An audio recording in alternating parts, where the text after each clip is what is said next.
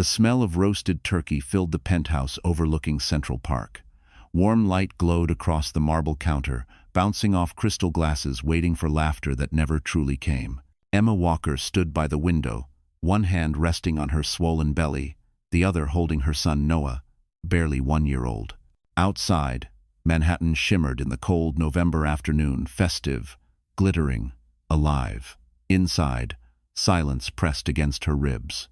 Daniel, her husband, had promised to come home early for Thanksgiving dinner. "Just a few more hours, babe," he'd said that morning, voice clipped, distracted. Emma had believed him, or maybe she wanted to. She'd spent all day preparing the perfect meal. Buttered potatoes, pumpkin pie, the turkey, golden and steaming on the table. She wore a soft cream dress that still fit her belly, hair tied neatly, a small gold chain with the letter E resting on her collarbone. Everything looked perfect. Everything except the emptiness in her chest. She turned on the record player, letting Sinatra's voice melt into the air. Noah giggled as she danced slowly, her feet light against the Persian rug. "Daddy will be home soon," she whispered to him. The baby's big blue eyes blinked up at her, trusting, unaware that the world could break promises. The clock struck 7. The candles flickered lower. Her phone buzzed a message from Daniel. "Running late. Important client dinner. Don't wait up." Her heart sank. Another business dinner. Another lie that smelled like perfume and silence. She stared at her reflection in the window, tired eyes, faint shadows under them. For a moment, she imagined herself screaming, breaking the glass, demanding to know why she was never enough. But she didn't. She took a deep breath, picked up Noah, and whispered, "It's okay, baby. We'll eat together." She set the table anyway. 2 plates, 2 wine glasses, a child's tiny bowl. She cut a small slice of turkey and fed Noah mashed sweet potatoes. He laughed, smearing orange across his cheeks. Emma smiled through the ache. Across from her, the empty chair stared back like a ghost. Just then, the elevator chimed. Her heart leapt. She wiped her hands quickly, straightened her dress. The doors opened. Daniel stepped in, tall, polished, wearing his gray suit, and Rolex glinting under the chandelier. And behind him, another woman. Younger, blonde, dressed in a silk red dress too bold for Thanksgiving. "Emma, this is Chloe," Daniel said casually. "She didn't have anywhere to go tonight, so I invited her." Emma's breath caught. "You invited her?" Chloe smiled, all lips and no warmth. "Happy Thanksgiving." She placed a hand on Daniel's arm, light, familiar, claiming. For a second, the room tilted. The candles blurred. The baby's laugh stopped. Emma's voice came out thin, trembling. "Daniel, who is she really?" He sighed, annoyed. "Don't start, Emma. She's just a colleague. Be polite." A colleague. The words sliced through her like glass. She looked at the table, the silver cutlery she'd polished, the food she'd cooked with aching feet. Her gaze drifted to Noah, now staring up at his father, confused. She tried to swallow her tears, to keep the dinner from shattering. "Fine," she whispered. "Let's eat." The 3 of them, Saturday knives, scraped plates.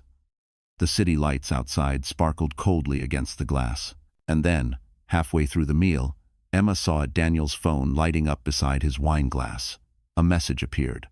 "Can't wait to be alone with you after dinner, Dar. See?" Emma's breath stopped. Her hand clenched the fork until her knuckles turned white. Across the table, Daniel didn't notice. Chloe's smile widened. And at that exact moment, Emma knew this Thanksgiving wouldn't end with prayer. It would end with blood, broken glass, and the sound of sirens echoing through Manhattan. The knife slipped from Emma's trembling hand, clattering against the porcelain plate. The sound sliced through the uneasy silence like thunder. Chloe laughed softly, brushing a strand of hair from her perfect red lips. "Oh, don't worry," she said, voice sweet as poison. "Happens to the best of us." Emma forced a tight smile. Her chest burned, but she refused to give them the satisfaction of seeing her break. "So, Chloe," she said, steadying her tone, "how long have you been working with my husband?" Chloe glanced at Daniel, her blue eyes gleaming. "Almost 2 years. Late nights, lots of travel. You know how business gets." Late nights, travel. The words echoed in Emma's head. each one striking like a hammer. She remembered every lonely dinner, every cold bed, every text that went unanswered. Noah squirmed in his high chair, sensing the tension. Daniel glared at the child. "Emma, could you take him to the nursery? He's distracting." Emma's breath hitched. "He's one, Daniel. He's supposed to make noise. Just do it." Daniel snapped, his tone sharp, final. She rose, carrying Noah to his small nursery. As she laid him down, her vision blurred with tears. She touched her belly, the baby moved. A reminder that she wasn't just fighting for herself. She inhaled deeply and walked back into the dining room, her heart pounding.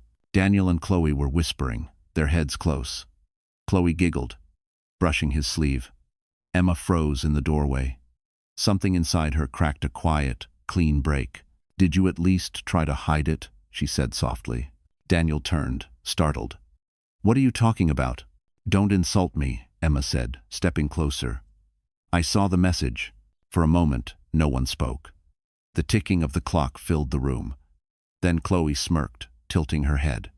"So what if you did?" Emma's voice shook. "He's married. I'm pregnant.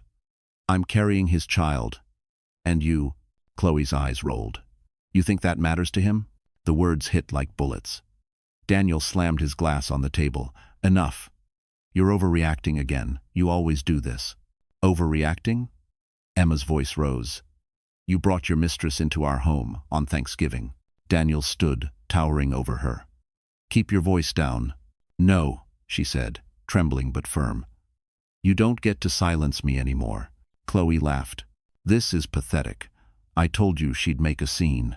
Emma's hand flew before she could stop it. The slap echoed, sharp and final. Chloe's head snapped to the side, her cheek flaming red. The room froze. Daniel's eyes widened, then darkened into something cruel. "Emma," he hissed. "What did you just do?" She stepped back, chest heaving. "What you should have done months ago ended this lie." Daniel's jaw clenched. He moved faster than she could react. His hand caught her arm, twisting.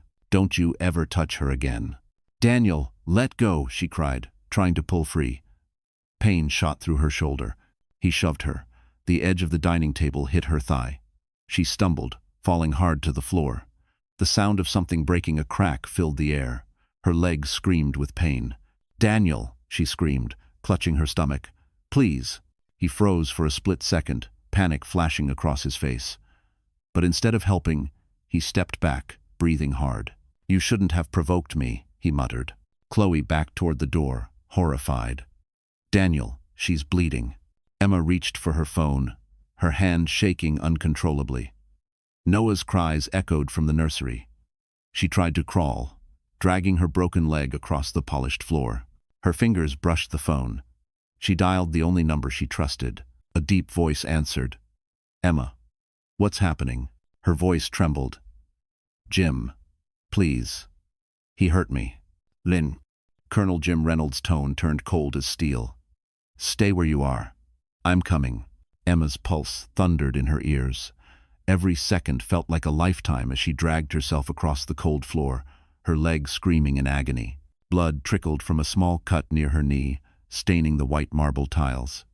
Daniel stood frozen, the shock of what he'd done flickering across his face before pride swallowed it whole. "Get up," he barked, his voice trembling. "Stop pretending." "Hun, I can't," she gasped. "Daniel, my leg." He stepped closer, looming over her. "You brought this on yourself, Emma. Always pushing, always accusing." Her eyes widened. "You hit your pregnant wife because I told the truth?" Daniel's jaw flexed. "You hit her first," he snapped, nodding toward Chloe. "What did you expect?" Chloe stood by the door, mascara running down her cheeks. "Daniel, this is insane. She's hurt, she needs a hospital." "Shut up," he roared, spinning toward her. The sheer force in his voice made Chloe flinch. She grabbed her coat and bolted out the front door, heels clacking down the hallway. Emma tried to push herself up, biting her lip against the pain. The sharp stab in her leg made her collapse again. Her baby kicked inside her belly, a fragile reminder of the life she still had to protect. "Daniel, please. Let me call someone." He rubbed his temples, pacing. "No police, no drama. You'll tell everyone you fell. Do you hear me?" I won't lie for you. He turned sharply, eyes burning. Then you'll regret it. Her trembling hand reached for the phone again, but Daniel snatched it away, hurling it against the wall. The crash echoed through the room, pieces scattering like glass confetti. Noah's cries grew louder from the nursery. Emma's breathing quickened. He's crying. Daniel, go get him. He shook his head. You always use that kid to make me look bad. Maybe you need to learn some respect. Something inside Emma snapped. She stopped pleading. Her eyes locked on his. You're a coward. He froze. The word hung heavy in the air. For a heartbeat, neither of them moved. Then his hand shot out again, grabbing her by the arm, shaking her. Don't talk to me like that. Her scream tore through the apartment. Let me go. Suddenly, a voice crackled from the shattered phone's Bluetooth speaker. It was still faintly connected to her Apple Watch. Colonel Jim Reynolds' deep tone cut through the chaos. Emma? Emma? Are you there? Daniel froze, confusion twisting his features. Who the hell is that? Emma forced out the words through clenched teeth. The man who's coming for you. Daniel's eyes darted to the window, to the city glowing below. You called someone? She didn't answer. Pain radiated through her body, but defiance burned brighter. She crawled toward the nursery, dragging herself inch by inch, her breath ragged. Behind her, Daniel cursed under his breath, pacing, running his hands through his hair. Think, Daniel, he muttered to himself. You can fix this. You always fix everything. Emma reached the nursery door, pulled herself up by the crib. Noah reached out tiny arms toward her, tears glistening on his cheeks. Mama, he whimpered. She kissed his forehead. It's okay, baby. Help is coming. Through the haze of pain, she saw Daniel pacing again, muttering about his career, his reputation, how this couldn't get out. She realized then that he wasn't scared for her, he was scared for himself. Her vision blurred. Her leg throbbed like fire. In the distance, faint sirens began to echo through the city streets. Daniel froze. You called the cops? Emma's lips curved into the faintest smile. Something like that. He stormed toward her, face twisted in rage. You ruined me, Emma. You ruined everything. But before he could take another step, the faint sound of engines rumbled from outside, the low, synchronized hum of military vehicles rolling through Fifth Avenue. And when those headlights flashed through the window, Daniel realized the one thing he'd never expected. His nightmare had just begun. The night outside had turned brutal. Wind lashed against the glass walls of the penthouse, carrying the faint echo of sirens in the distance. Inside, Emma lay on the cold marble floor, her breathing shallow, her mind swimming between shock and defiance. Every pulse of pain from her leg reminded her of what Daniel had done and what he would never undo. Daniel stood near the window, staring down at Fifth Avenue, as if the city might swallow his sins. You had to ruin everything, he muttered, more to himself than to her. Everything I built. Emma tried to sit up, but a lightning bolt of pain shot through her body. You built it on lies, she rasped. And now it's falling apart. He turned, his face pale, eyes wild. You don't understand how much I sacrificed for this family. For you. She laughed bitterly. You call betrayal a sacrifice? He started toward her, but stopped halfway. His hands trembled. For a flicker of a second, guilt shadowed his face, then vanished. He poured himself a drink instead, the sound of ice hitting glass unnervingly calm. You'll thank me one day, he said, taking a long sip. When this all blows over. Emma's head throbbed. The room felt smaller, darker. It won't blow over, she whispered. Not this time. Daniel clenched his jaw. You think anyone will believe you? I'll tell them you fell. Pregnant. Clumsy. You tripped. Her lips curled into a faint, broken smile. You forget who my godfather is. He froze, the glass pausing halfway to his lips. What? Colonel Jim Reynolds, she said softly. Former commander of the U.S. Army's Eastern Division. And I called him. Daniel's hand shook. The glass slipped and shattered on the floor. You're bluffing. Emma didn't answer. She didn't need to. Somewhere deep in the city, a convoy of black vehicles was already moving through traffic, led by a man whose word could silence entire rooms. Daniel began pacing, muttering, No, No, she wouldn't. She wouldn't dare. Emma's vision blurred again. She could hear Noah crying in the nursery. Each cry tore through her like another wound. She forced herself to move, dragging her injured leg, inch by inch, across the floor until she reached the doorframe. The world around her tilted, dimmed, but she refused to stop.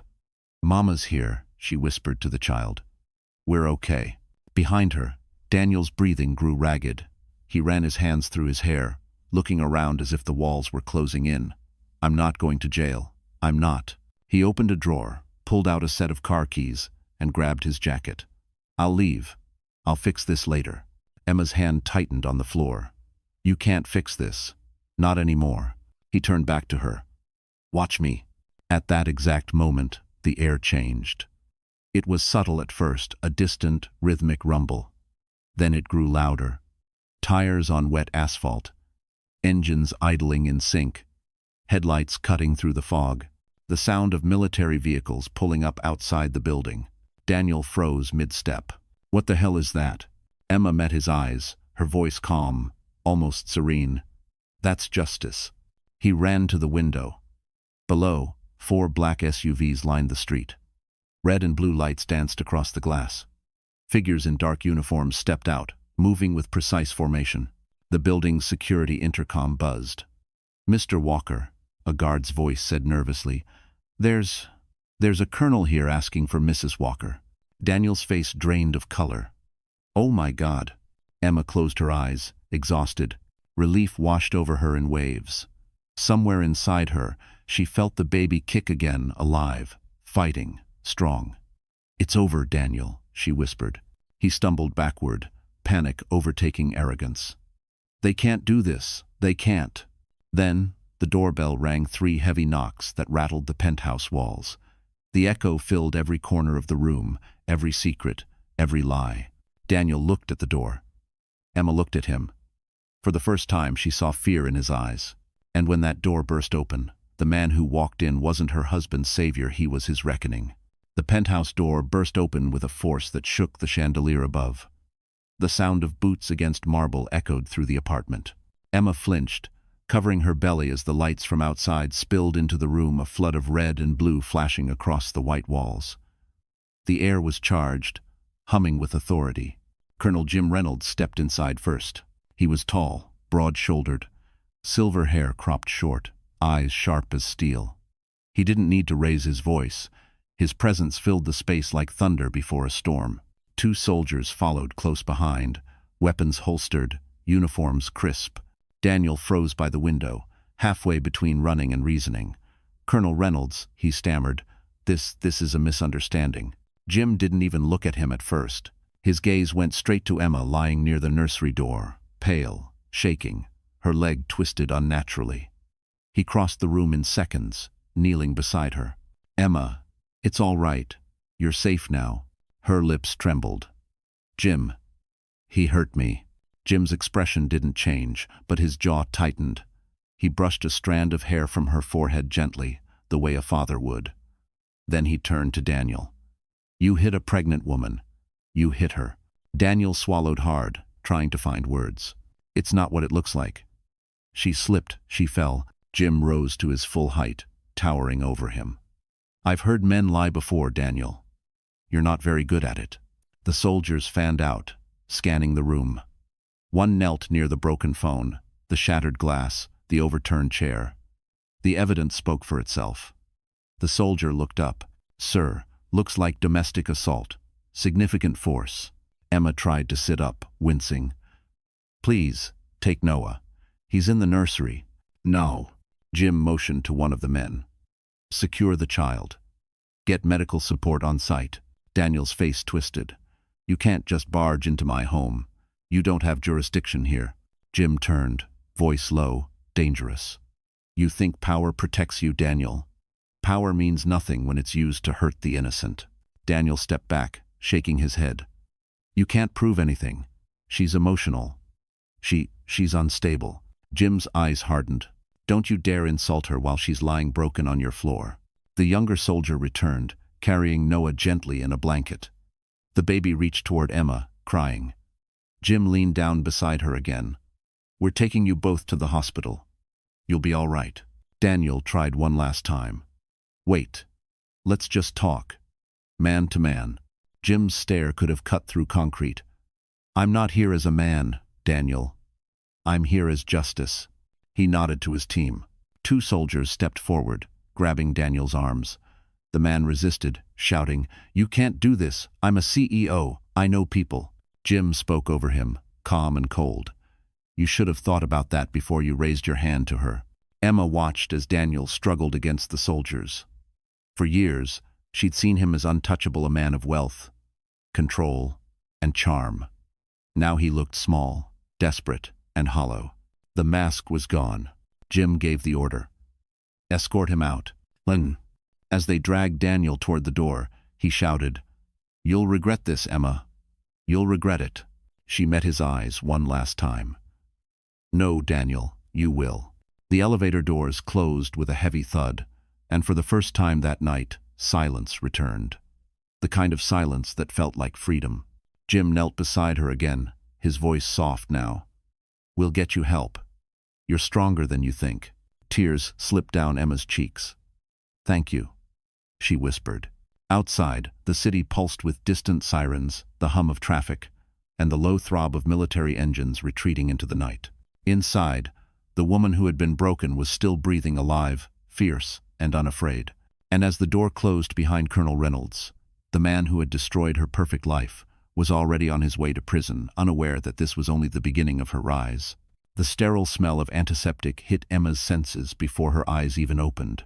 The world was white, too white, bright fluorescent light flooding her vision. A soft rhythmic beeping filled the silence. For a moment, she didn't know where she was. Then it all came back, the slap, the fall, the pain, the sound of boots, and Colonel Jim's voice cutting through chaos like a blade. She turned her head slowly.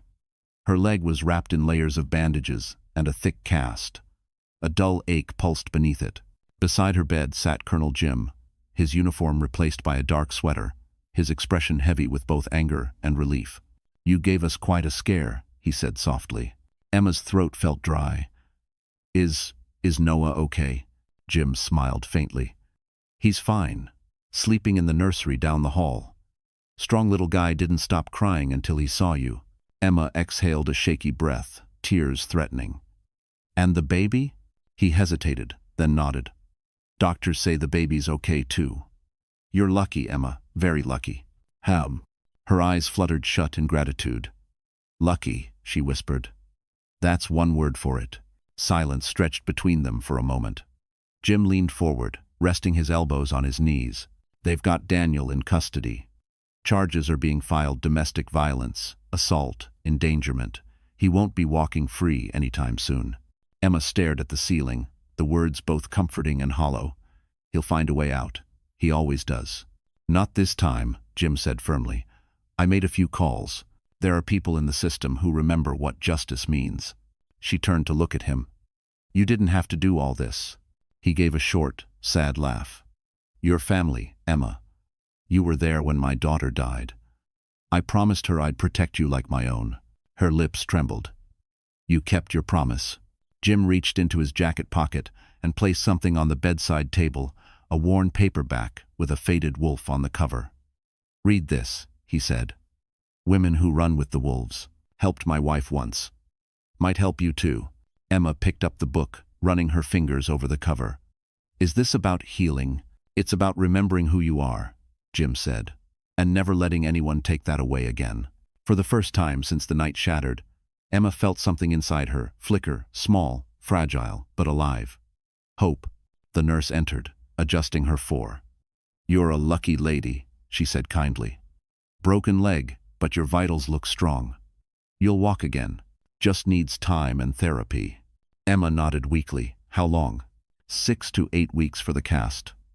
Maybe longer with the baby." After the nurse left, the room fell quiet again. Outside the window, Manhattan shimmered in early morning light. Snowflakes drifted lazily past the glass, melting before they touched the ground. Emma stared at them, lost in thought. Jim stood to leave. "I'll come by tomorrow. Rest. You'll need your strength." As he reached the door, she called out softly. "Jim?" He turned. "Thank you for saving my life." His expression softened. "You saved it yourself, Emma. I just showed up."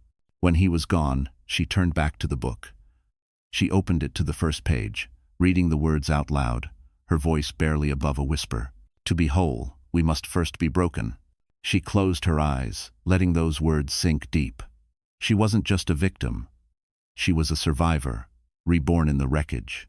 Through the window, the city continued its relentless rhythm, cars honking, lights flickering, people hurrying below. Somewhere out there, Daniel sat in a cell, facing the consequences he'd spent years outrunning. Emma took a deep breath. Her leg might be broken, but her spirit had just begun to mend. And as the hospital lights flickered above her, she vowed that when she walked again, she'd walk toward power, not pain. Snow fell lightly over Manhattan as the city moved on, unaware of the quiet storm brewing inside one woman's heart. 2 weeks had passed since Thanksgiving. Emma was home again, her legs still in a cast, her movements slow but her mind sharper than ever. Every day she stared out the floor-to-ceiling windows of her penthouse, the same glass walls that had once felt like a cage, and she whispered to herself, "Never again." Colonel Jim had arranged private nurses and security outside her door. The world now knew fragments of her story.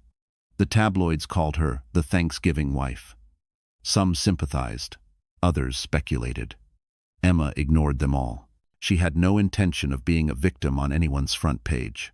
That morning, she sat at the dining table with her laptop open, a cup of black coffee steaming beside her. Her MacBook screen reflected her determined face. The cursor blinked on a blank document titled Evidence, Walker Case. She began typing everything she remembered: the messages, the business trips, the financial accounts Daniel had hidden, the suspicious calls to consultants overseas. Every click of the keyboard was a heartbeat of justice. When she paused, her phone buzzed. It was an encrypted text from Colonel Jim. "Our contact is ready. Check your email. J." She switched tabs.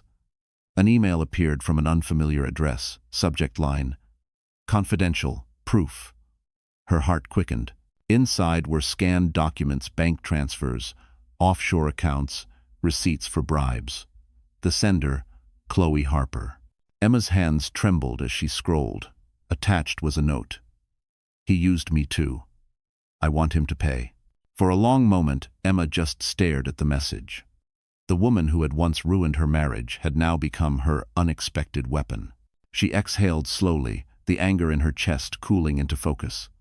"Good," she whispered. "Let's burn it all down." She opened a folder of Daniel's old files, connecting dots between corporate fraud and personal deception. It was all there: embezzlement, falsified reports, hidden shareholders. For years, Daniel had built his empire on corruption while pretending to be the perfect CEO, the perfect husband. Now, every secret would become a nail in his coffin. That night, Emma gathered everything into one compressed folder labeled Truth.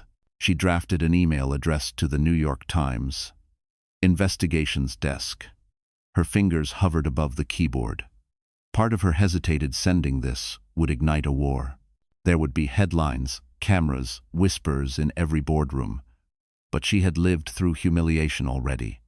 Fear was nothing compared to silence. She clicked Send. The progress bar filled slowly, a small blue line crawling across the screen. When it finished, she leaned back in her chair, heart pounding. It was done. Outside, sirens wailed faintly, blending with the city's winter hum. Somewhere across town, Daniel Walker sat in a holding cell, believing he still had power. That illusion was about to end. Emma reached for the book Jim had given her, flipping to a random page. Her eyes landed on a line that made her smile. "A woman who rises from fire is twice as dangerous as the one who never burned." The next morning, her phone exploded with notifications. News alerts flashed. CEO Daniel Walker under federal investigation for financial crimes. Sources claim wife's testimony key to case. She watched the live footage on TV, reporters swarming the courthouse steps, cameras flashing as Daniel was escorted in handcuffs.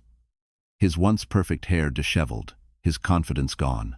Emma's reflection in the window looked calm, composed, even radiant. Her casted leg rested on the couch, her hand lightly touching her belly. The baby kicked as if reminding her life was still moving forward. She whispered softly, "This isn't revenge. This is justice." Her laptop chimed again. Another message appeared, this time from an anonymous sender. More where that came from. "You're not done yet." She frowned, unsure whether it was ally or enemy. But she didn't care. The fight had begun, and she was no longer the woman who cried on the floor.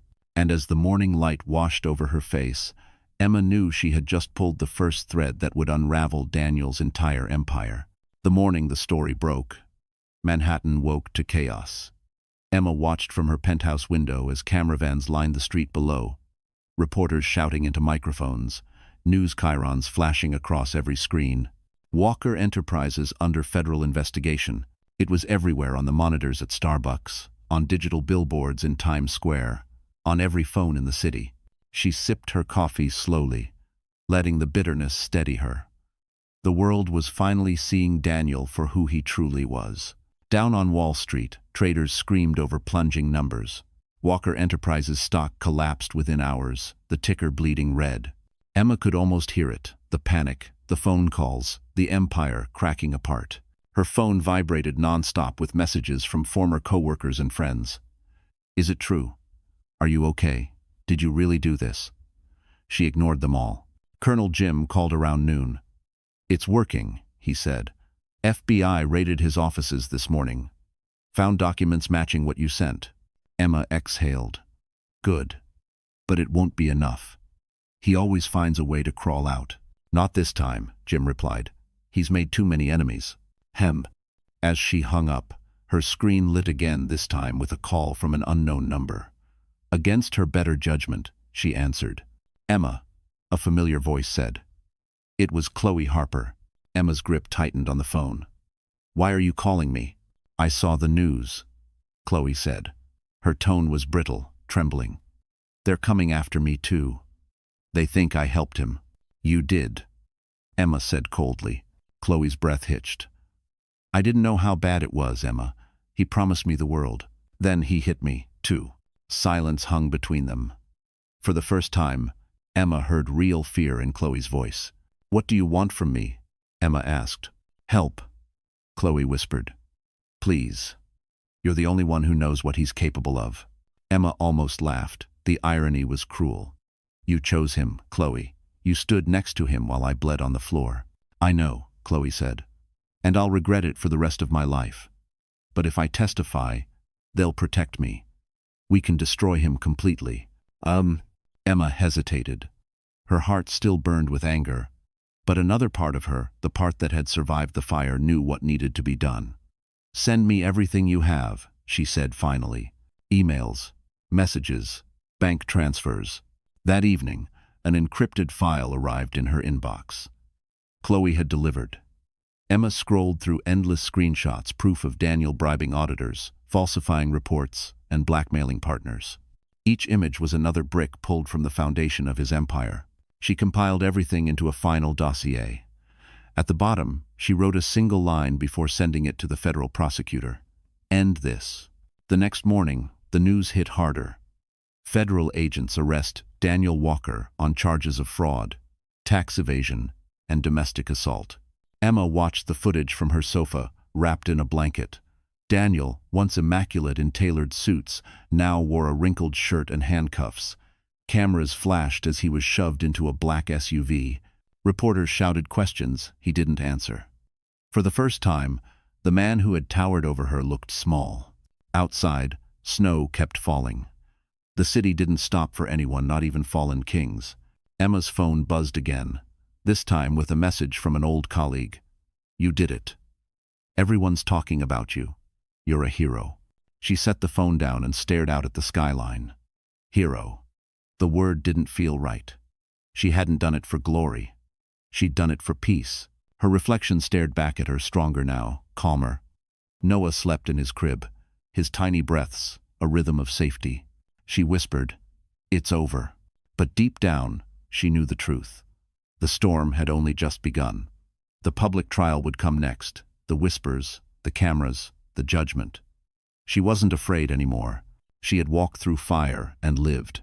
And as she turned away from the window, the skyline behind her cracked with lightning Manhattan's silent salute to the woman who had brought down a king. The courthouse stood tall against the gray Manhattan sky, its stone pillars glistening from the morning rain. Crowds gathered outside, cameras flashing, reporters shouting questions that blended into a single roar. Inside, under fluorescent lights and marble echoes, Emma sat in the front row, her cast finally gone but her limp still visible. The trial of Daniel Walker verse. The people of the state of New York had officially begun. She felt the weight of every eye in the room. Some looked at her with pity, others with curiosity, but none of it mattered. Across the aisle, Daniel sat at the defendant's table in a navy suit, wrists chained lightly under the table. His jaw was clenched, his eyes still cold. He hadn't changed, he'd just been stripped of his power. Case number 4521, the clerk announced. The state versus Daniel Walker on charges of aggravated assault, fraud, and obstruction of justice. Emma's heart pounded. Colonel Jim sat behind her, steady and silent, a calm presence in the storm. The prosecutor, a woman named Alicia Grant, stood tall, her voice sharp and deliberate. Your Honor, the state intends to prove that Daniel Walker is not only guilty of assaulting his wife, but also of orchestrating a web of financial crimes that stole millions from investors and employees. 1. Daniel's lawyer, a slick man in an expensive suit, stood. My client has already suffered public humiliation. We intend to prove this. So-called victim is unreliable and emotionally unstable. Emma felt her stomach twist. She'd expected this. They would try to destroy her credibility, paint her as hysterical, angry, vengeful. But not this time. When it was her turn to testify, she walked to the stand slowly, every step echoing through the chamber. The clerk swore her in. She placed her hand on the Bible, steady. Mrs. Walker, the prosecutor began, please tell the court what happened on Thanksgiving night. Emma's voice trembled only once. He came home late. He brought another woman into our home. When I confronted him, he hit me. I fell, and my leg broke. I was pregnant. Gasps rippled through the courtroom. She continued, every detail slicing through the silence, the slap, the pain, the fear, the sound of Noah crying, the arrival of Colonel Jim. The defense attorney rose, smirking. Mrs. Walker, isn't it true that you struck the other woman first? Yes, Emma said clearly. And if I could go back, I'd still defend myself. But I didn't deserve what came next. The lawyer tried to twist her words, but she didn't falter. She met his gaze, unflinching. You can paint me as emotional, counselor, but emotion isn't weakness, it's memory, and I remember everything. When she finished, the judge nodded solemnly. Thank you, Mrs. Walker. You may step down. As she walked back to her seat, Daniel leaned forward slightly, whispering just loud enough for her to hear. You think you've won? You don't know what I'm capable of. Emma didn't even turn. I already do. Then came the evidence emails, bank records, recordings of Daniel threatening Chloe, and financial statements linking him to offshore accounts. Each piece landed like a hammer blow. The courtroom buzzed with disbelief as Daniel's facade cracked for all to see. When Chloe took the stand, she was pale but resolute. He told me he'd ruin her life. I didn't believe him until I saw it happen. I'm here to make it right. Daniel's lawyer objected, but the damage was done. Hours passed. The judge's gavel finally called for silence. We have heard enough. The jury disappeared into deliberation. The room waited in tense silence. Emma's hands shook slightly, resting on her belly. Jim placed a hand on her shoulder. Whatever happens next, you already won. End of 4 minutes later, the jurors filed back in. The foreman stood, voice steady. We find the defendant, Daniel Walker, guilty on all counts. The courtroom erupted. Cameras clicked. Reporters rushed for the door. Daniel's face drained of color. And as the bailiff cuffed him and led him away, he turned to see the woman he once broke now standing tall, watching him fall. The courtroom emptied slowly, its echoes still alive with tension and triumph. Reporters clustered near the hallway, shouting questions that bounced off marble walls. Emma stayed seated, hands folded tightly in her lap, as Daniel was led away in cuffs. The metallic clink of the handcuffs was the most satisfying sound she had ever heard. He turned once, eyes dark and wild. "You'll regret this, Emma," he spat, his voice low and venomous. "You think this makes you free? You destroyed everything." She met his gaze without flinching. "No, Daniel," she said softly.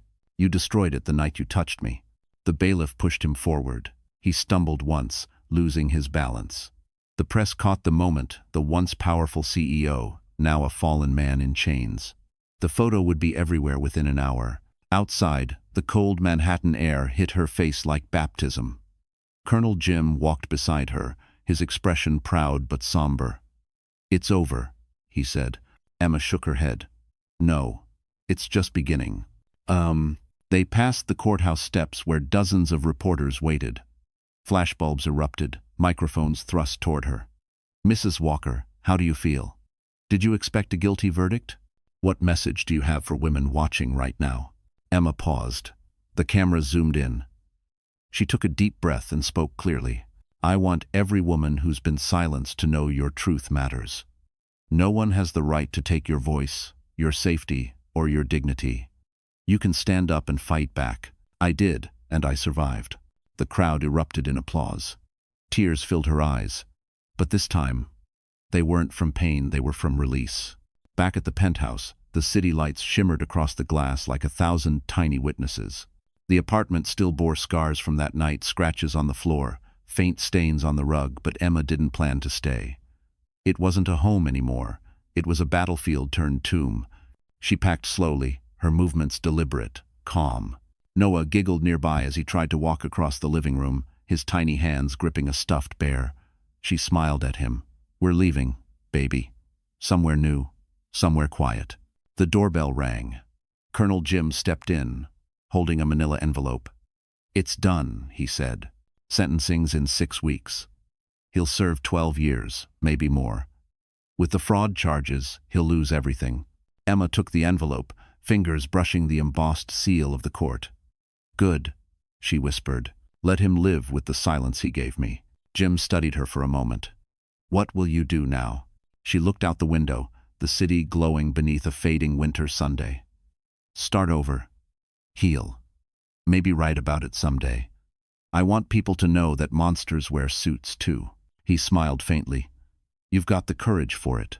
That night, Emma sat by the window with a glass of wine, her first sip in nearly 2 years. The city below buzzed with energy. But she felt still, weightless. Her cast was gone, her bruises faded, but her strength had only deepened. The TV in the background showed a headline, "Disgraced CEO begins transfer to Rikers prison." The image showed Daniel in an orange jumpsuit, his head bowed. The same man who once ruled boardrooms, now shuffled under the harsh fluorescent light of justice. Emma muted the TV, whispering to herself, "You don't own me anymore." She closed her eyes and imagined the future, Noah running through a garden, laughter echoing, sunlight streaming through open windows. She saw herself walking again, not limping, not hiding, free. Then she turned off the lights and walked to Noah's crib, brushing his tiny hand. "We made it, sweetheart," she said softly. "We're safe now." Outside, the city that once witnessed her breaking now stood silent, reverent, almost protective. And as the snow began to fall again over Manhattan, Emma Walker, the woman once broken, finally became her own hero. 6 months passed. Winter melted into spring, and with it, the heaviness inside Emma's chest began to thaw. The apartment she'd once called home was gone. She'd sold it quietly and moved into a smaller brownstone near Central Park. It wasn't luxury anymore, it was peace. The kind of quiet where you could hear birds at dawn and not the hum of traffic or the ghosts of shouting. Each morning began the same. Coffee brewing, sunlight spilling across the hardwood floor, and Noah babbling from his crib. Emma would limp slightly as she walked toward him, her legs still stiff from the fracture, but every step reminded her of the miracle of movement. She could walk, she could breathe, she could live without fear. Her mornings became rituals of healing. She'd open her worn copy of Atomic Habits, a gift from Colonel Jim, and highlight the same sentence again and again. Small steps compound into great change. It was the truth of her life now. After breakfast, She'd strap Noah into his stroller and walk slowly around Central Park. The cherry blossoms were blooming, painting the city in soft pink. Passersby smiled at her, not knowing who she was, not recognizing the woman from the headlines. She liked it that way. For the first time, she wasn't someone's wife, someone's victim, someone's story. She was simply Emma. Therapy sessions filled her afternoons. The physical therapist pushed her leg gently, reminding her to trust it again. "Your body remembers strength," he said one day, "just like your heart does." In the evenings, she journaled. Sometimes the words came easy: anger, grief, gratitude, forgiveness. Other nights, they stuck in her throat. Healing wasn't linear. She'd learned that quickly. Some days she felt unstoppable, other days fragile. But she kept going, always forward. Colonel Jim visited often, bringing dinner or flowers from his wife's old garden. "You're getting stronger," he'd say, watching her move without her cane. "You've got that fire again." She'd smile. "Maybe, but this time I'm learning to control it." One evening, she sat by the window after Noah fell asleep, watching the lights flicker across the skyline. Her phone buzzed an unknown number. She hesitated before answering. "Emma?" "It's Alicia Grant," said the voice of the prosecutor from the trial. "I wanted to tell you the restitution process is nearly complete. Walker's assets have been liquidated. You're entitled to a settlement." Emma's breath caught. "I don't want his money." "I know," Alicia replied, "but the court ruled it's yours. Think of it as reclaiming what he stole." After the call, Emma stared at the ceiling, torn between pride and exhaustion. Money couldn't erase pain, but it could build something new. She thought of starting a foundation for women like her, a place for safety, for second chances. Maybe that's what healing looked like, turning pain into purpose. The next day, she bought a small notebook at a bookstore near Columbus Circle. On the cover, she wrote 3 words in neat cursive: "The Safe Nest." Weeks turned into months. Her limp faded. Noah learned to run before she could chase him. His laughter filled every corner of their home. On rainy days, they'd sit by the window, building towers from wooden blocks, and Emma would think, "This is what survival sounds like." One night, she dreamt of Daniel not as a threat, but as a shadow fading into distance. When she woke, she felt no fear, only peace, the kind that stays. She brewed coffee, opened her laptop, and began typing the mission statement for the Safe Nest Foundation. The words flowed easily now. To give women courage when they think they've lost it. To remind them they're not alone. Outside, spring rain washed over the city, gentle and renewing. Emma smiled, closed her eyes, and whispered, "We made it." And as dawn broke across New York, the woman who once couldn't stand was now standing taller than ever, proof that healing wasn't about forgetting, but about rising again, one small step at a time.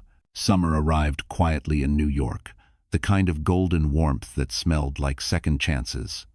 Emma stood on the rooftop of her new office, overlooking Madison Avenue. The sign on the glass door downstairs read, "The Safe Nest Foundation, empowering women to rebuild." Just 6 months ago, it had been a dream in a notebook.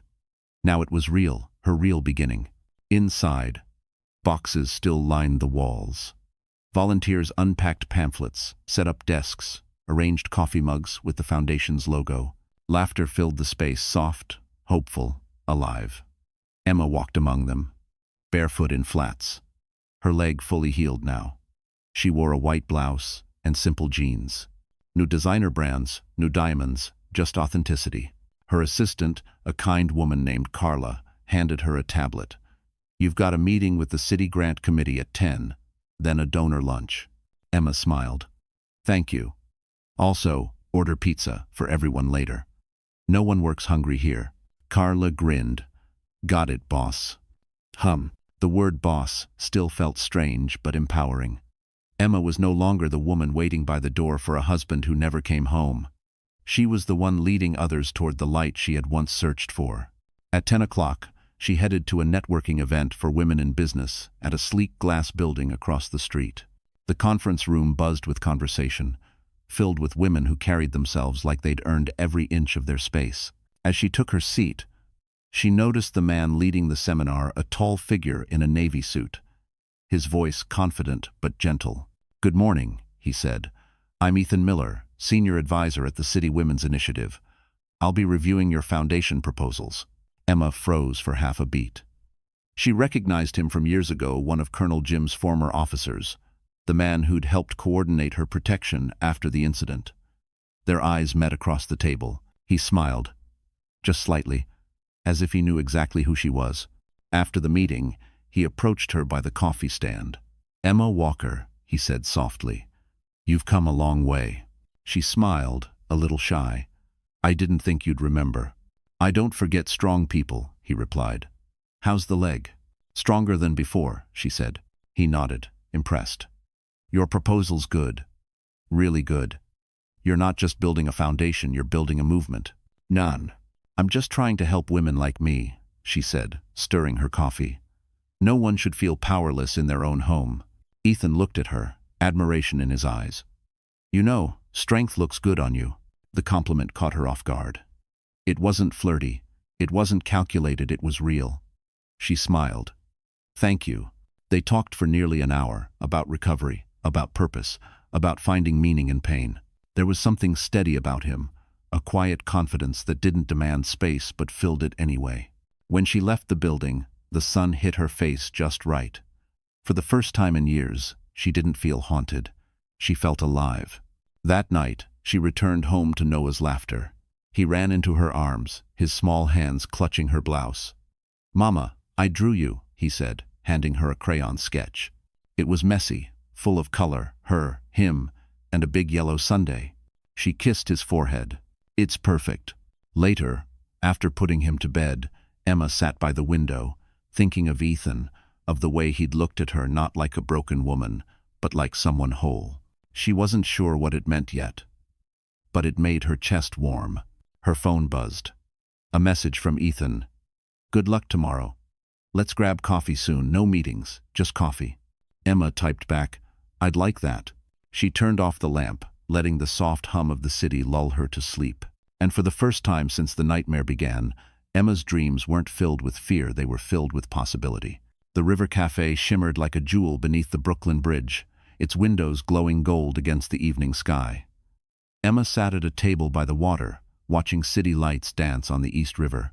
The skyline reflected in her wineglass Manhattan, the city that had once broken her, now glimmering like forgiveness.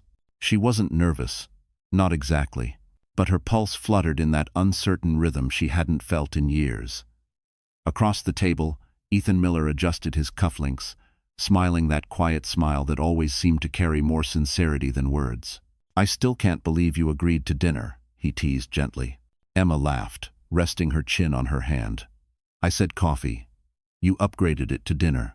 He raised a brow. "I believe in overachievement." "Mistress." The waiter brought their meals, grilled salmon for her, steak for him, and poured a crisp Chardonnay. The air smelled of salt, lemon, and something warm she hadn't recognized in a long time. "Ease." Ethan leaned forward slightly. "I read the article about the safe nest in the Times. It's impressive. You've done something extraordinary." Emma smiled modestly. "It's not just me. It's every woman who came forward. I just gave them a place to land." "You gave them a voice," he said. "That's different." His tone wasn't pitying or performative, it was proud. It made something inside her unclench. For years, she'd associated men with control, with danger. But Ethan's presence felt like safety, not a cage. Outside, a ferry horn echoed. She looked out the window, watching the reflection of bridge lights ripple across the water. "You know," she said quietly, "there was a time I thought I'd never be able to sit in a place like this again. I thought peace was something that only happened to other people." Ethan nodded slowly. "Peace isn't something you find, Emma. It's something you build, piece by piece, like you've been doing." She looked down at her glass, smiling faintly. "You sound like you've been through something too." He hesitated, then said, "I lost my wife 5 years ago, cancer. She was 34. Emma's breath caught. "Ethan, I'm sorry." He nodded. "Thank you. Took me a long time to stop feeling angry at the world. But I learned something: grief doesn't go away. It just becomes part of who you are. And if you let it, it can make you kinder." Their eyes met. No pretense, no walls, just two people who'd both learned what loss could teach. They sat in comfortable silence for a while. The waiter brought dessert chocolate mousse, 2 spoons. Emma laughed. "You ordered this before you knew if I liked chocolate?" "I took a risk," he said. She took a bite, eyes closing briefly. Worth it. As the night deepened, they talked about everything: Noah, her work, his years in service, the quiet loneliness that comes after chaos. Time passed like water slipping under the bridge. When they stepped outside, the air was cool and smelled faintly of rain. The bridge above glowed with 1,000 lights. Emma wrapped her scarf tighter around her neck. Ethan shrugged off his coat and placed it gently over her shoulders. "You don't have to." "I know," he said, smiling. "But I want to." For a moment, she looked at him, really looked. The calm in his eyes, the steadiness in his presence. It wasn't fireworks. It wasn't whirlwind romance. It was gentleness returning to a heart that had forgotten what it felt like to be held without fear. She whispered, "Thank you for reminding me softness still exists." He touched her hand lightly. "It never left, Emma. You just stopped seeing it." They stood there by the river, the city humming behind them, the world finally quiet. And as she leaned into him, beneath the glow of the Brooklyn Bridge, Emma realized that healing wasn't just surviving, it was learning to love again, softly, fearlessly, one heartbeat at a time. Rain fell softly over Manhattan that evening, streaking the windows of Emma's apartment in silver trails. The world outside was calm, but inside her chest, a faint unease stirred. She sat at her writing desk, working on the Safe Nest's quarterly report, when the mail carrier buzzed from downstairs. "Delivery for Miss Walker," the voice said through the intercom. She wasn't expecting anything. "Leave it by the door, please." A few minutes later, she opened the door to find a plain brown envelope resting on the welcome mat. No return address. Just her name, handwritten in black ink. Her stomach tightened. The handwriting was unmistakable. Daniel. Her first instinct was to throw it away. But curiosity, dangerous, human curiosity, made her carry it to the kitchen counter. She stared at it for a long moment before tearing it open. Inside was a single sheet of paper, folded neatly. The words were scrawled in the same arrogant, sharp handwriting she remembered. "Emma, I think about that night every day. About how fast everything crumbled. About how you turned everyone against me. You may have won in court, but you didn't win me. You'll never be free of me. Because you and I, we built each other's cages. You took my name, my son, my empire. I'll never forgive you for that. And if you think this is over, you're wrong." Emma's breath caught. Her fingers trembled, crushing the paper slightly. It wasn't a threat written in blood or rage, it was worse. It was a reminder that ghosts never die quietly. She sat down, pressing a hand to her chest. The old memories came rushing back, the sound of breaking glass, the pain in her leg, Noah crying. For a moment, she felt herself slipping into the old fear. Then a knock came at the door. She startled but exhaled when she heard Ethan's voice. "Emma, you okay?" She quickly folded the letter, tucking it under a magazine. "Come in," she said, forcing a smile. Ethan stepped inside, carrying 2 coffees. He kissed her cheek lightly, the warmth of his presence grounding her instantly. "You look pale." "Long day?" "Just tired," she lied. "Paperwork."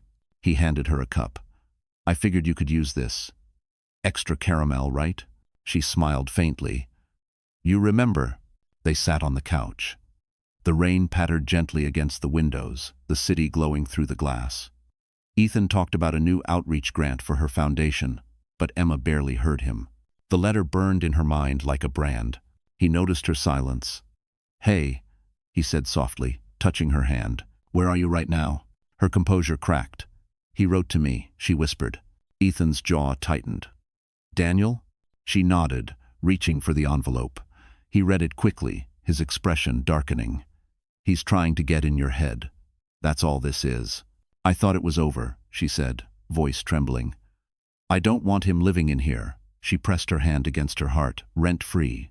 Ethan folded the letter carefully, then tore it in half. "Then don't let him. He's behind bars. You're free. You won." Tears filled her eyes. "It doesn't feel like winning when the past still whispers." He pulled her close, his voice steady against her hair. "Then let's make the whisper smaller, together." She rested her head on his shoulder, feeling the storm outside blend with the one inside her. "How do you do that?" she asked quietly. "You keep living," he said. "You keep loving. You make the ghosts watch you heal." Under. They sat that way for a long time, the city humming softly beneath them. Eventually, Emma stood, walked to the fireplace, and threw the torn letter into the flames. The paper curled, blackened, and vanished into ash. She whispered, "Goodbye, Daniel." Ethan joined her, his arm around her waist. The fire crackled softly, warm and alive. And as the last ember flickered out, Emma felt it at last. The ghosts were gone. And in their place stood something stronger.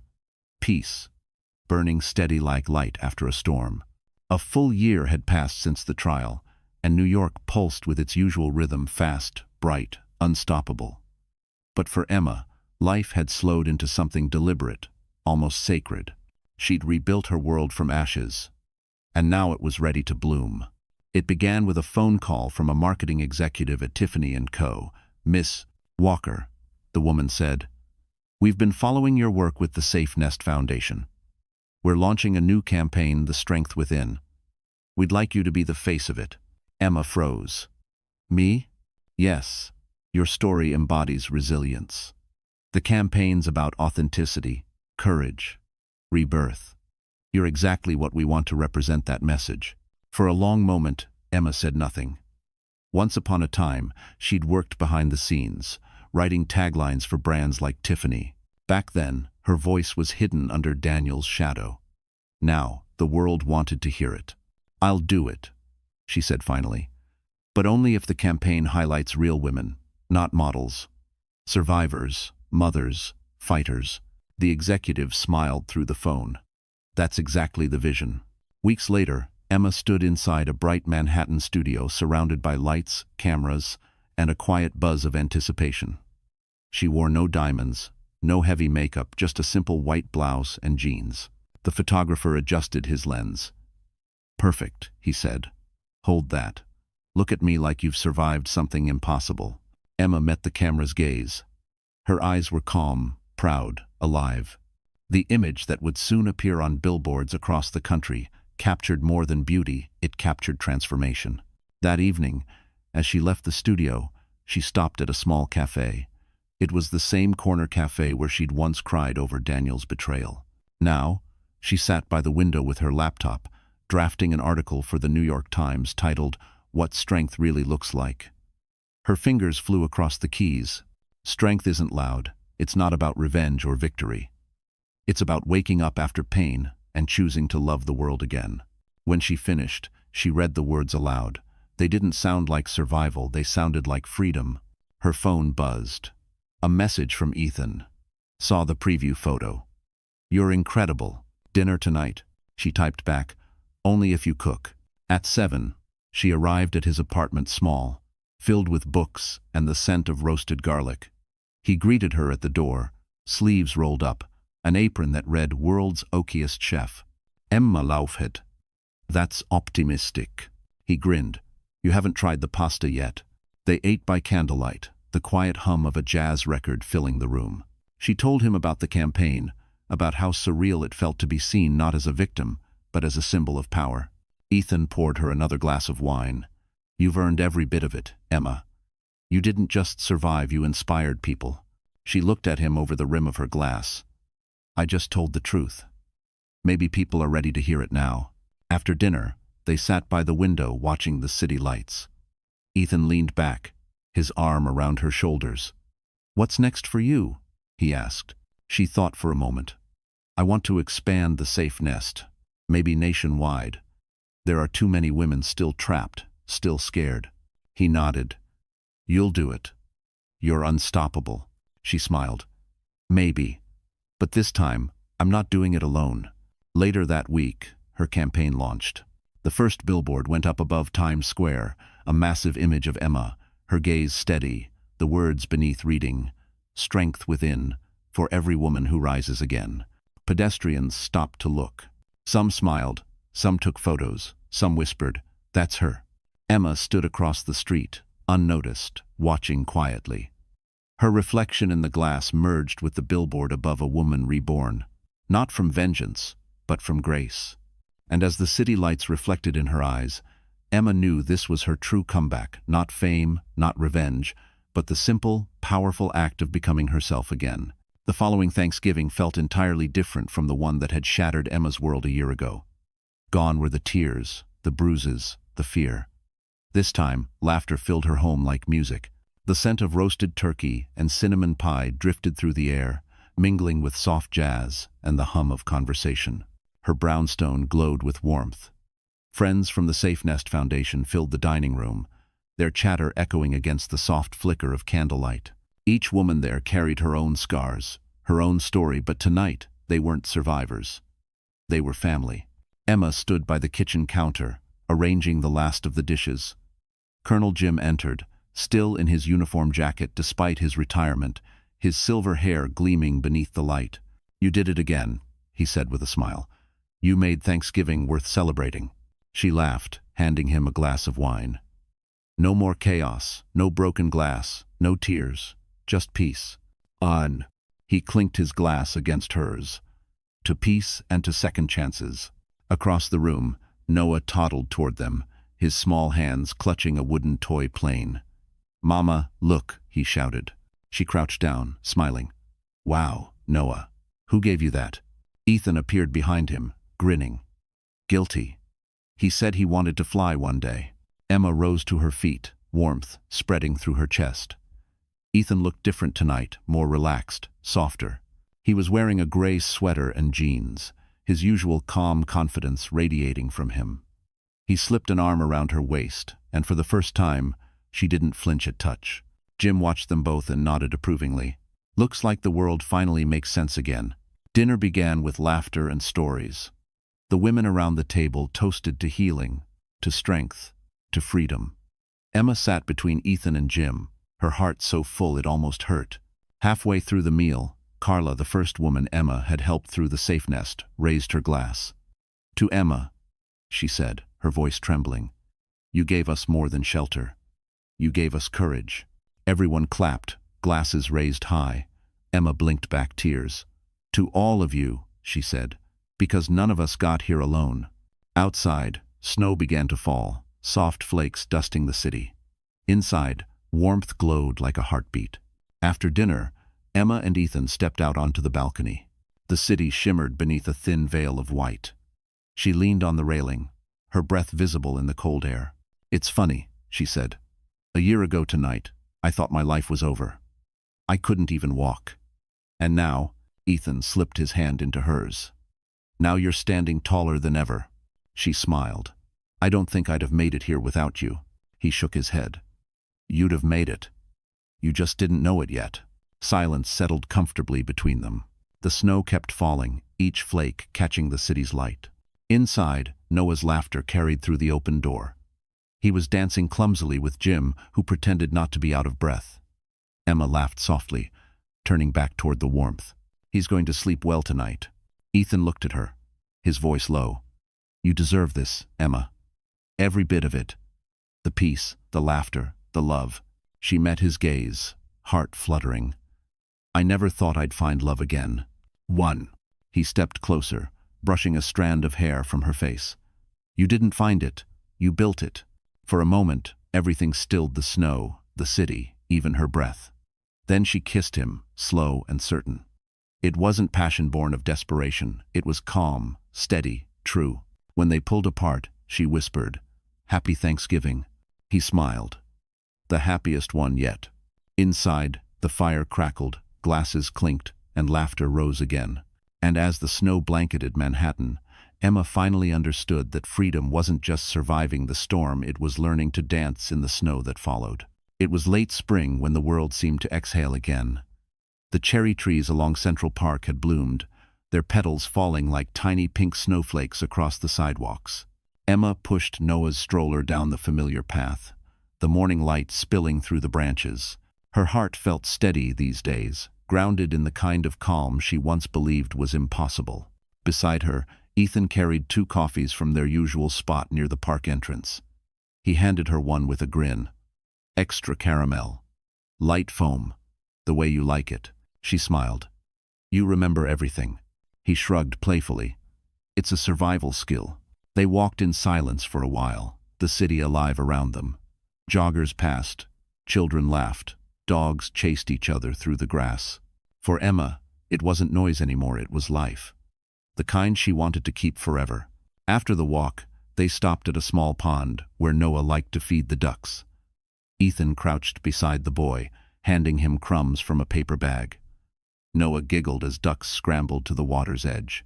Emma watched them, her chest swelling with something warm and certain. This was home. That evening, Ethan invited her to dinner at the River Cafe, the place where they'd first shared a quiet, healing night together months earlier. When she arrived, the restaurant was softly lit, the skyline shimmering beyond the glass. The host led her to a table by the window. Ethan was already there, wearing a navy suit that fit him perfectly, his expression nervous but glowing. "Wow," she said, sitting down. "You clean up well." He chuckled. "Had to step up my game tonight." "Oh." Dinner passed like a dreamlight conversation, laughter, shared memories. When dessert arrived, a small chocolate cake with raspberries, Ethan's hands trembled slightly as he reached into his jacket pocket. "Emma," he began, his voice quiet but firm. "There's something I need to say before we go any further." She looked at him, curious, her heartbeat slowing. "I know what it feels like to lose everything. To think love is something that happens to other people. And I know what it means to start over, to build again from nothing. You taught me that it's possible." Her eyes softened. "Ethan." He took a small velvet box from his pocket and opened it. Inside was a delicate Cartier ring, simple, elegant, timeless. "I'm not here to fix you," he said. "I just want to walk beside you, wherever this road leads." The room fell away. The clinking of glasses, the hum of conversation all disappeared. Emma's eyes filled with tears as she stared at him. "Are you sure?" she whispered. "I've never been more sure of anything in my life." She reached across the table, her fingers trembling as they touched his. "Yes," she said softly. "Yes, Ethan." He slipped the ring onto her finger, his hand warm against hers. Applause erupted from nearby tables. A waiter grinned as he poured champagne. Emma laughed through her tears, shaking her head. "You planned this, didn't you?" "Only the part where you said yes," he said, smiling. Later that night, they walked along the Brooklyn Bridge, the city stretching endlessly before them. The lights shimmered like a promise. Emma looked at the ring, glinting under the moonlight, its sparkle subtle but powerful. "This isn't just about love," she said quietly. "It's about peace. About finally choosing happiness after all that pain." Ethan squeezed her hand. "Then let's keep choosing it every day." When they returned home, Noah was still awake, sitting on Colonel Jim's lap watching cartoons. As soon as he saw them, he ran to Emma, eyes bright. "Mama happy?" he asked. She knelt down, hugging him tightly. "Yes, baby. Mama's very happy." Noah looked up at Ethan and clapped his tiny hands. "Yay." Jim chuckled softly from the couch. "About time," he said. Emma glanced around her home, the warm lights, the laughter, the safety, and felt something shift inside her. The girl who had once lived in fear had been replaced by a woman who knew her worth. And as the night settled around them, Emma realized love didn't rescue her, it found her when she finally rescued herself. A year after the proposal, the Hamptons' sun rose gently over the ocean, painting the horizon in gold and coral. Waves rolled against the sand in a soothing rhythm, steady and eternal. Emma stood barefoot on the porch of their new seaside home, wrapped in a cream cardigan, a cup of coffee warm in her hands. She had never known mornings could feel this peaceful.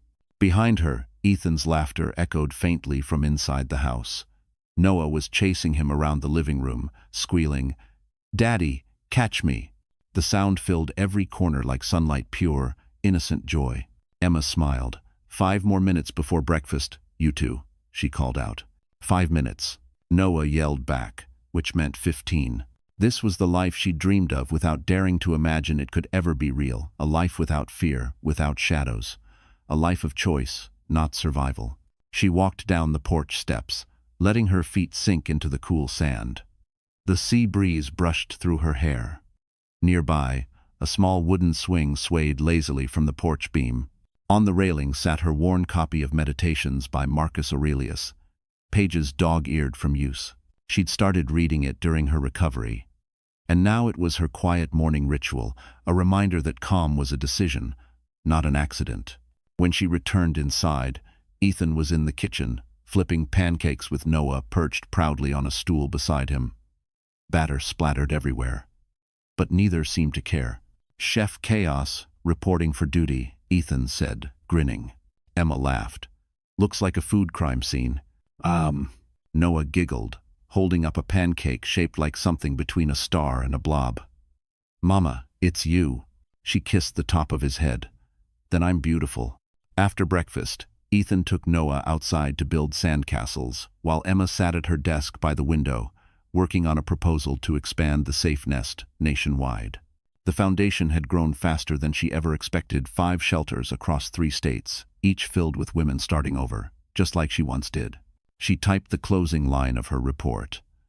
"Freedom begins where fear ends." A soft kick startled her. She looked down at her belly, smiling.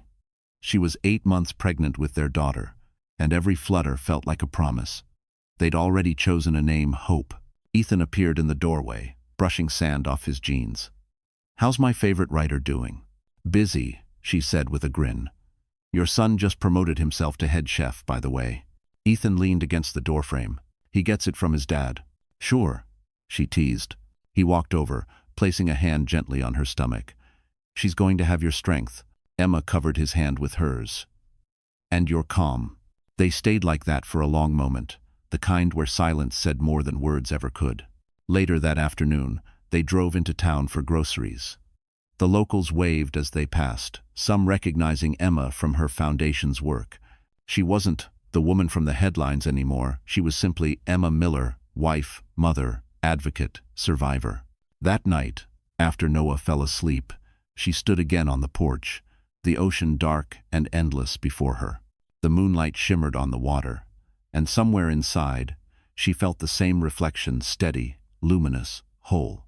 Ethan joined her, wrapping his arms around her shoulders. "You're quiet," he murmured. "Just thinking," she said, "about how far we've come." He kissed her hair.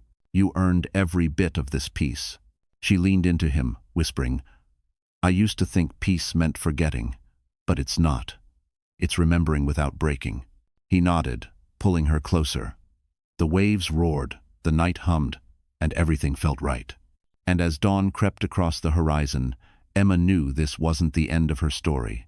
It was the calm after every storm, the proof that even the most shattered hearts can find their way home. Rain whispered against the windows of the beach house, a soft rhythm that made the world feel smaller and safer. Emma sat in her study, a mug of tea beside her, the sound of the ocean faint beyond the glass. It was early morning, and everyone was still asleep. Ethan upstairs, Noah in his little room full of toy planes, and baby Hope nestled in her crib, dreaming quietly. For the first time in months, Emma was alone with her thoughts. She opened her laptop, the familiar glow spilling across her face. A blank document stared back at her, waiting. She had written speeches, proposals, and articles for others, but today was different. Today, she wanted to write something for herself. The cursor blinked. She titled the document simply, "To the Woman I Once Was." She began to type. "Dear me, you won't believe this, but you made it." Her fingers trembled slightly. She paused, breathing in the steady scent of her tea. "You made it out of that house. Out of the fear. Out of the nights you thought would never end. You learned how to walk again, not just with your body, but with your heart. You built something beautiful from the ruins they left behind." She smiled faintly, thinking of the safe nest, the dozens of women who now called it home. "You'll help others do the same. You'll build a place where women rediscover their worth. You'll watch them smile again and realize that healing is contagious. Every time one woman stands up, she gives another permission to do the same." Emma stopped typing for a moment, glancing toward the doorway. A framed photograph hung there, one taken at the Safe Nest Gala a few weeks earlier. She stood beside Colonel Jim, Ethan, and a group of women who had once been broken but now looked unstoppable. Jim had his arm around her shoulder, that proud, fatherly smile lighting his face. "He kept his promise too," she wrote. "He became the hero you didn't know you needed.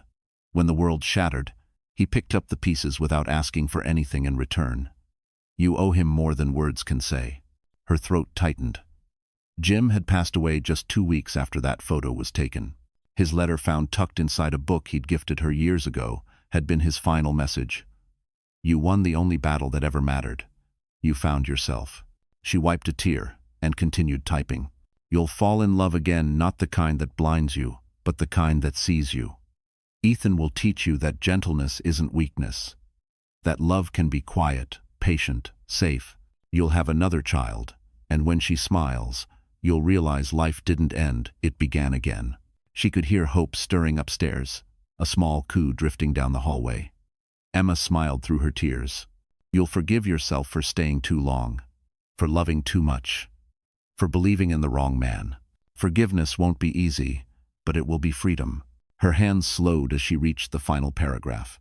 "And one day, when the world is calm and your children are laughing in the next room, you'll sit down to write this letter. You'll look out at the ocean and realize that the woman who was once broken is now whole. Not perfect, just whole." She read the letter twice, then saved the file as Freedom, Docs. The soft chime of the save button felt like closure. Emma closed her laptop and leaned back in her chair. Outside, the sky was turning pale with dawn. She could hear Noah's footsteps upstairs and Ethan humming softly as he tried to soothe the baby. She walked to the window, watching the waves roll endlessly toward the shore. The world no longer scared her, it welcomed her. She whispered, "Thank you," to the reflection of the woman she'd become. And as sunlight broke through the clouds, Emma realized that the truest kind of love wasn't found in another person, it was found in the quiet pride of knowing she had survived herself. 5 years later, the morning sun rose gently over the Hamptons, turning the ocean into a sheet of gold. Emma stood barefoot on the deck, her hair tangled from the wind, her heart full. The beach below was alive with laughter. Noah, now 7, chasing little Hope through the sand as waves nipped at their ankles. Ethan leaned against a driftwood fence, camera in hand, capturing the moment. It was an ordinary morning, but to Emma, it felt like everything she had ever fought for had led here. She sipped her coffee, her Cartier ring catching the sunlight. On the table beside her lay a stack of papers. The official charter for the Safe Nest Foundation International. 10 shelters now, spread across the country, and a new one opening in London next spring. What had once been born from her pain had become her purpose. Inside, her laptop pinged. She opened an email, an invitation from Time magazine. They were featuring her in an article titled, "Women Who Changed the Narrative, From Victim to Visionary." The headline made her laugh softly. She never wanted to be a symbol. She only wanted peace. But if her story helped others find it, then maybe this was the meaning she'd been searching for all along. A knock sounded on the sliding glass door. Ethan stepped in, smiling. "They're asking for you, Mrs. Miller. Something about breakfast rules being unfair?" Emma laughed. Translation: Noah wants pancakes again. "Busted," Ethan said, grinning. He crossed the room and kissed her forehead. "You know, you've built something incredible. Jim would be proud." At the mention of Colonel Jim, her heart ached gently. His framed photograph sat on the mantel uniform, crisp, eyes fierce and kind. Beneath it was the letter he'd written before he died. She still read it sometimes when the world felt heavy. She walked over now, touching the frame. "You were right," she whispered. "I did win my war." Outside, Hope's laughter rang louder, pure and unguarded.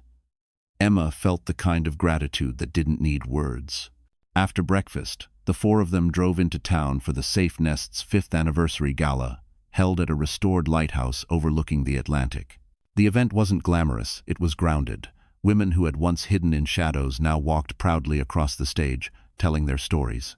When it was her turn to speak, Emma stepped up to the microphone. The audience quieted instantly. She looked out at hundreds of faces, survivors, donors, advocates, and took a deep breath.